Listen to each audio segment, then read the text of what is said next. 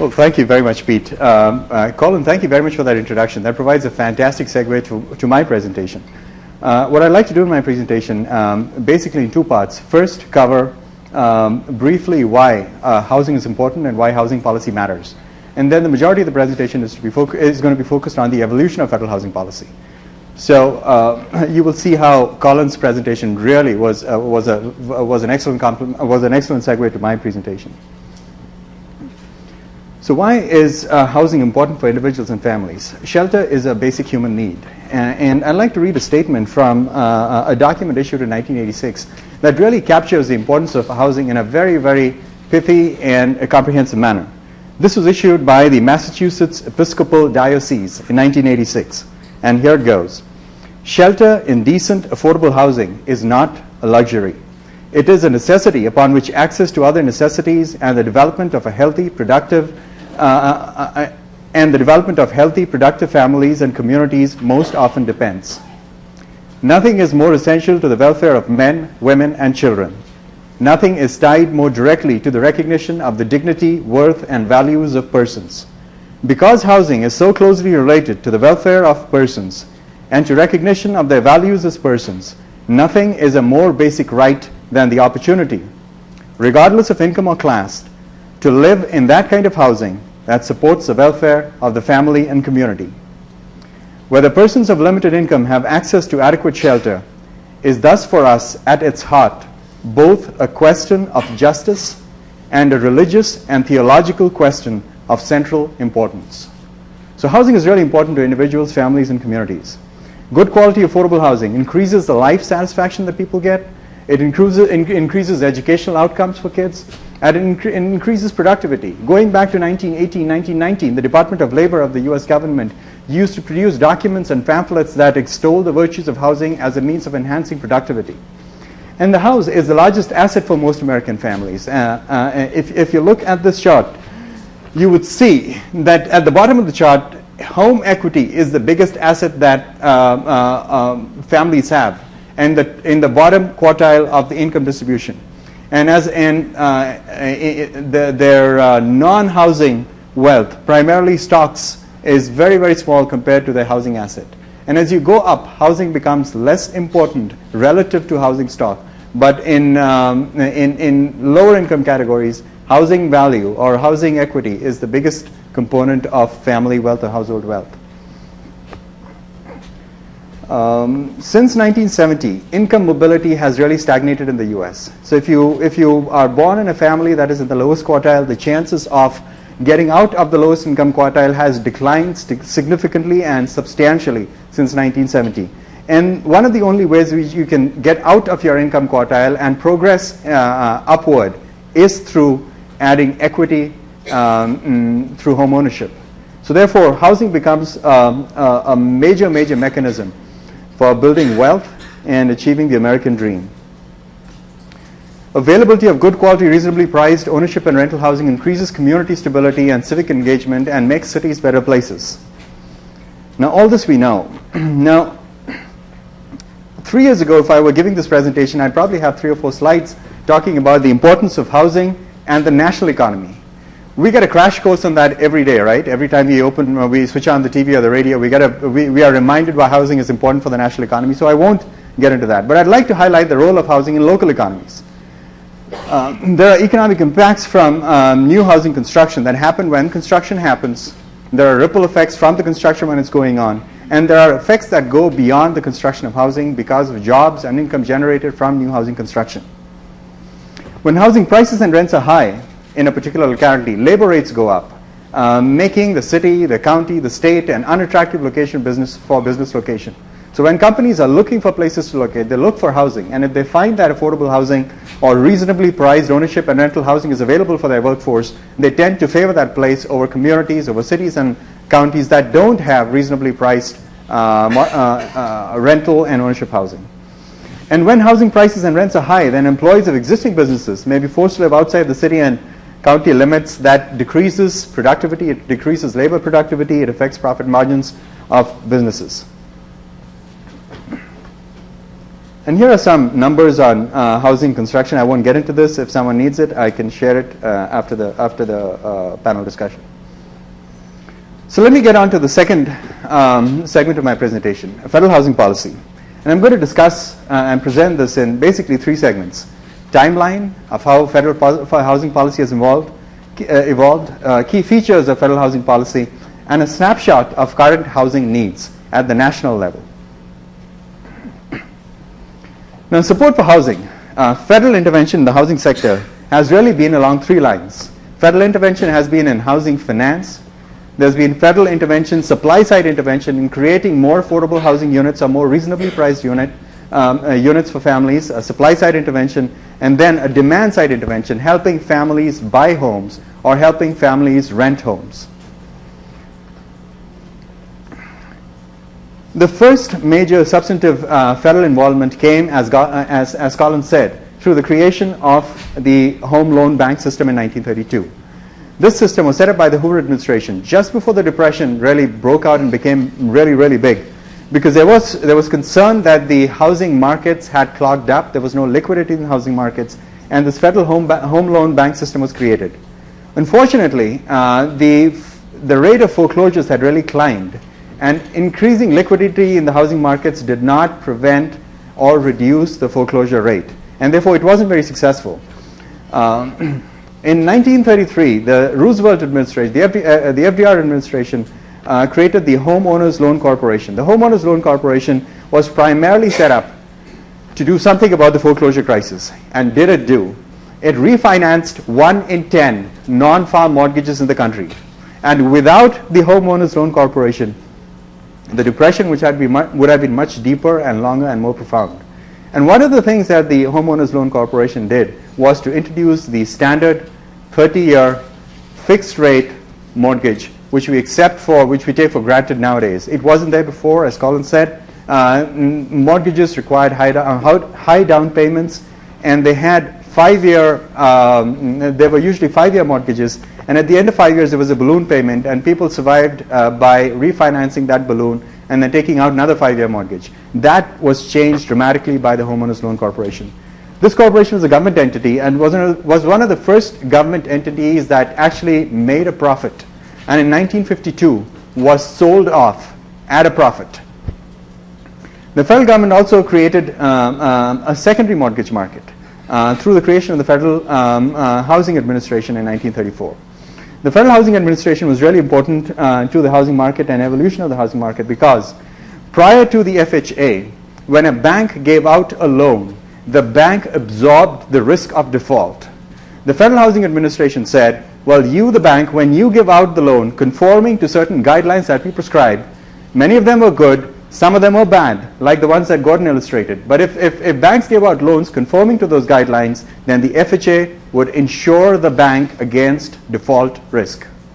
So that allowed banks to have smaller down payment requirements and lower interest rates on mortgages.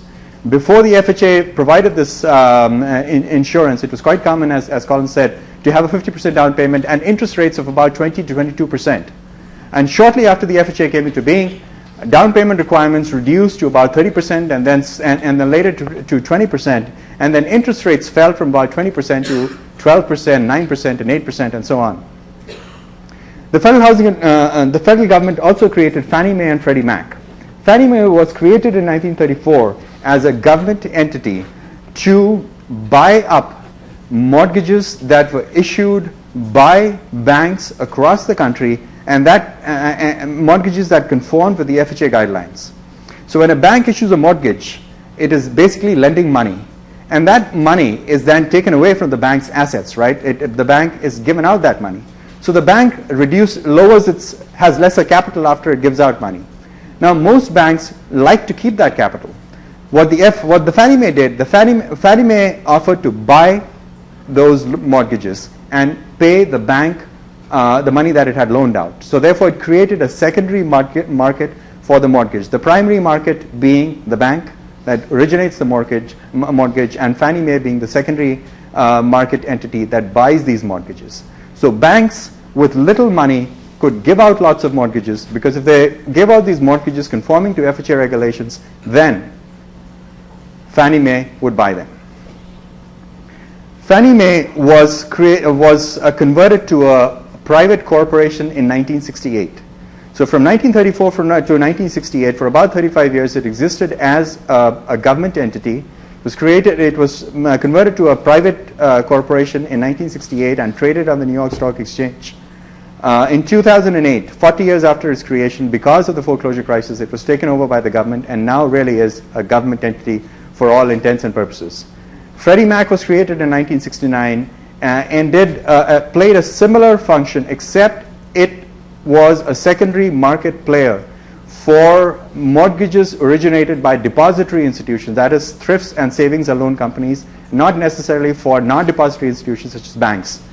And this also operated as a government entity till 1988. And in 1988, about 20 years after it was created, it too was converted to a private entity, and it remained a private entity from 1988 to 2008, when again, like Fannie Mae, it was taken over by the government because of the foreclosure crisis. So these were major housing finance interventions by the federal government, and really the intervention of the federal government in creating the FHA, in creating Fannie Mae and Freddie Mac, and the charge given to them, and the oversight provided by the government of Fannie Mae and Freddie Mac operations really expanded the housing mortgage industry in the US and helped it become a really sophisticated one, and perhaps the best one in the world till about 2002-2003. The federal government also had supply-side interventions, beginning with urban renewal that Collins' photographs showed. This is just after the Second World War, when urban pressures were, lots of people were moving to urban areas, and in many urban areas there was a desire to knock down old, dilapidated buildings. And the federal government intervened in that, and out of that came the 1949 Housing Act and the creation of public housing, or the projects. Through the public housing program, the federal government encouraged the creation of local housing authorities, and local housing authorities were provided initial capital to set up these public housing projects. In 1949, there were about 170,000 public housing projects across the country, peaking to about 1.4 million by 1994. And since then, we've seen a steady decline. Right now, we have about 1.1 million housing units in public housing buildings across the country. The federal government also intervened in providing below market interest rate loans to developers to encourage the creation of affordably priced rental units to the Section 221 and Section 236 programs, which were very, very short-lived. They were set up in the 1960s, and they did not make it past the mid-70s. In 1974, the federal government created the CDBG program, the Community Development Block Grant Program, that provides monies to all communities across the country that are more than 50,000 in population, based on a population-based formula. It's an entitlement program. Communities do not have to compete for it. Based on this formula, money comes down, and this money can be used for housing and lots of community development programs within entitlement communities. Iowa City is an entitlement community, has been an entitlement community since the beginning of the program. And in 1990, in response to the Cranston-Gonzalez Affordable Housing Act, the HOME program was created that provides money for creation of housing opportunities for lower income persons. In 1986, the federal government created a program called the Low Income Housing Tax Credit Program, where it gives out tax credits to investors to invest in projects, invest in buildings that would create reasonably priced rental housing units for lower income populations. Today, the LIHTC program is the biggest supplier of housing for lower income populations across the country. And it's a wonderful example of a partnerships between the federal government and state housing finance agencies across the country. Right now, they produce about 83,000 units per year. The program has taken a hit in the last couple of years, and maybe Mr. O'Hearn will address that in his comments on state housing finance agencies. In the 1960s, there was a lot of pushback against supply-side federal intervention. A lot of people felt that the federal government should not be in the business of producing housing, and also there was concern that maybe we were giving lower-income people too good of a house. So there was a lot of push to create demand-side interventions where people would be helped to move into housing primarily produced by the private sector and owned by the private sector. And this program is called the Section 8 program. This was inaugurated as an experimental program in 1996. In 1974, it was established as the Section 8 certificate program. It was changed a bit and called the Section 8 voucher program starting the mid-1990s, and I have the dates on another slide. And then from 1998 onwards, it's called the Housing Choice Voucher Program. It enables families to get rental assistance to move into apartments that are owned and operated by private entities. So this is not government housing. They don't live in government housing. This is not necessarily public housing. This is housing produced by the private sector. And this option is really popular with a lot of people because it supports the private sector. The federal government has also come up with down payment assistance programs from time to time, and they have helped lower income populations buy reasonably priced, moderate-sized housing across the country, but these programs really have not been well funded. The biggest housing program that the federal government operates is a program that was started in 1913 when the individual income tax program was established. This is deduction for property taxes and mortgage interest reductions that the IRS provides. Those of you who owned homes, some of you claim the standard deduction, but many of you itemize your deductions. And when you itemize your deductions, the mortgage interest that you pay for your homes is deductible. The property taxes that you pay for your homes is deductible. And when you sell your home, the capital gains that accrue from the sale of the home right now is deductible. So all these are phenomenal, and they're very, very large. How much? In 2009, the federal government gave up $81 billion in taxes because of the mortgage interest reduction for individual taxpayers across the country. $17 billion because of property tax deduction for taxpayers across the country, and $19 billion by excluding capital gains for sale of the principal residence in 2009. I want to dwell on this a little bit because a lot of people believe, even in progressive communities like Iowa City, that the federal government is helping out low-income people and low-income people only, and helping only dealing with the housing needs of low-income persons only. That is far from the truth. Here it is. And the amount of support that the federal government provides for people who are homeowners, who are rich enough to itemize their deductions, and therefore can claim these benefits that are provided through the tax code, are much more than what the federal government provides for low-income people for rental housing. As you see in the top horizontal bar, in 2009, the amount that the federal government provided for home ownership collectively on those three lines, on those three items that I mentioned, mortgage interest, property interest reduction, and exclusion of capital gains, was about $120 billion. Compared to spending for rental housing, this is the Section 8 or the Housing Choice Voucher Program, and support for rental housing through the home program and through CDBG was about $40 billion. This is tax expenditures for rental housing, creating rental housing through the low-income housing tax credit program. So if you add this and this, we are looking at about $50 billion for rental housing for low-income populations. But if you look at just this, tax expenditures for home ownership, it's about $120 billion. So the federal government really provides housing subsidies for the rich much more than it provides for the poor. And there are a lot of people saying that we don't want subsidies for housing. Well, if the federal government takes them up on their claim, then many people, many middle and upper income people, are going to lose a lot of subsidy because they get the subsidy from the federal government. Now this bar here is unique to 2009. Half of this is to fund President Obama's Make Homes Affordable program, and the other is to bail out Fannie Mae and Freddie Mac. So this doesn't happen every year. It happened in 2009, doesn't happen every year. But every year you have this and this and this. And the total of this is about a third of this.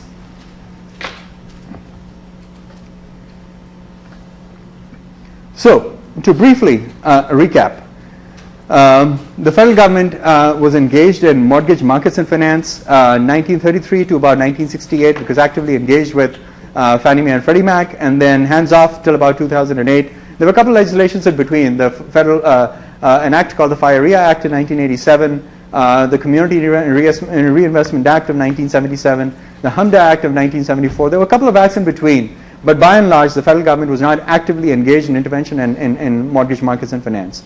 Supply side interventions, I briefly told you what they are. Demand side interventions have really taken off. Not much of supply side intervention has happened since the 1990s, really, and I'll show you graphs that show that the federal government is really getting away from supply side intervention. Very little public housing. There has been no public housing built since 1996.